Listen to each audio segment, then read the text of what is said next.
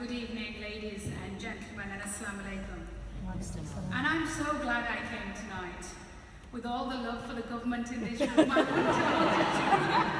wouldn't have wanted to be anywhere else. But seriously, I can think of no better place to be taking part in an interfaith Iftar, a church and a community rooted in history and striving to achieve a more inclusive and a fairer future for all. A church that champions a radical welcome that doesn't simply tolerate but celebrates diversity and reminds us of the presence of God in our everyday experience and human interactions. And on this second year of you hosting this Iftar, it's a privilege to follow Mayor Sadiq Khan. As your keynote speaker. And I could think of no better group of individuals to be leading on this than the dynamic team at City Circle. Young men and women who don't spend time simply saying that they are Muslim, but give their time and energy in actually being Muslim. Because what is faith if it isn't about humanity and responding to those most vulnerable and most needy amongst us? Ramadan is my yearly detox, a physical detox through fasting, a spiritual detox through praying, an emotional detox through spending quality time with my family, and a financial detox by giving zakat. I also try to make it a political detox because the world of politics doesn't always lend itself well to soulfulness and spirituality. But unfortunately, with the general election, I am failing miserably in this particular detox. But listening to your audience today, and listening to Reverend Lucy, to Samia, to Saliha, to Hannah, and to Erica, I'm reminded that maybe the issues that politicians need to address can't be shelved for Ramadan. But what so many of us do during Ramadan, St. James and City Circle do all year round. And more than ever, our country needs year-round humanity. Now, my mum regularly reminds me that when you point a finger, there's three fingers pointing right back at you. So today I have one ask of my friends from other faiths and of none, and I have three from my fellow Muslims. Firstly, let's do more of what we are doing here, living out our faith through deeds. From feeding the hungry, giving company to the lonely, sheltering the homeless, we should be the local safety net, the community that catches those that fall on hard times, raising and investing a proportion of our zakat locally, and in the great British tradition of the church, faith underpinning and becoming the fourth emergency service. Much of this has already started, and we've heard it from the works of the panel, including the work of the National Zakat Foundation, the Al Mizan Trust, food banks, the Snow Patrol, Ramadan Tent, to name a few. So let's all build on this work. Secondly, let's raise the bar on interfaith work, moving beyond polite conversation and finding common ground, but celebrating and basking in the glory of diverse Britain and the many religious communities that make this nation.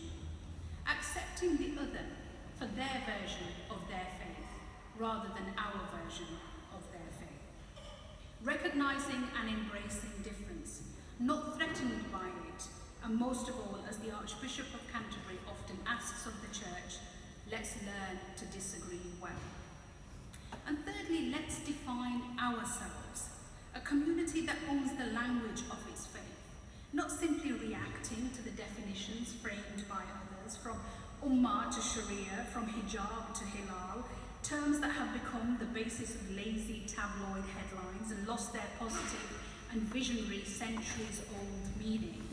Meanings that people of all faiths can identify and relate to in the context of different religious scripture, with interfaith work providing a space to explore the good behind these terms. So that's the three fingers pointing back at me. May I now turn to the one that I ask of the rest of you. Britain is an amazing place to be a British Muslim, but the last decade has not been easy. the war on terror, the counter-terrorism framework, the policy of disengagement by successive governments, and the daily ginormous LED spotlight that follows Muslims everywhere. We must demand a level of public discourse which pushes back against the emerging fashion of distorted political claims, of falsehoods, of emotionally charged messages and campaigns targeted at appealing to primary instincts of fear and greed. And so this is what I ask. Stand with us. We can't fight this rising tide of hatred and extremism alone. Let me end where I started. Faith and what it means. I've just finished writing a book in which I explore my own faith.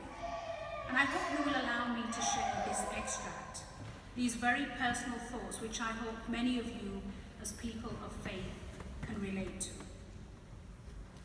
I am a Muslim. I would describe myself as a pragmatic practitioner. I'm not content with simply doing religion. There has to be a why. For me, reason and religion go hand in hand. The lawyer in me needs to see the evidence, and the politician in me needs to hear the argument. It's why belief for me is not a stagnant position. It's a journey, not a destination. It's evolutionary, not revolutionary. And ultimately, it's a source for daily reflection, self-evaluation at times of great success, and a source of strength at times of distress.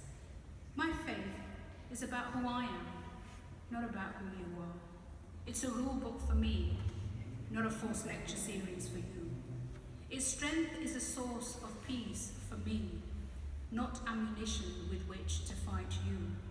It's a ruler I have chosen to measure myself against, not a stick with which to beat you. It allows me to question myself, not to judge you. And recognizing myself, being sure of who I am, being comfortable in my identity, does not mean having to downgrade, erase, or reject yours. Because I can only truly accept you for who you are if I am truly sure of who I am. Thank you for your radical love.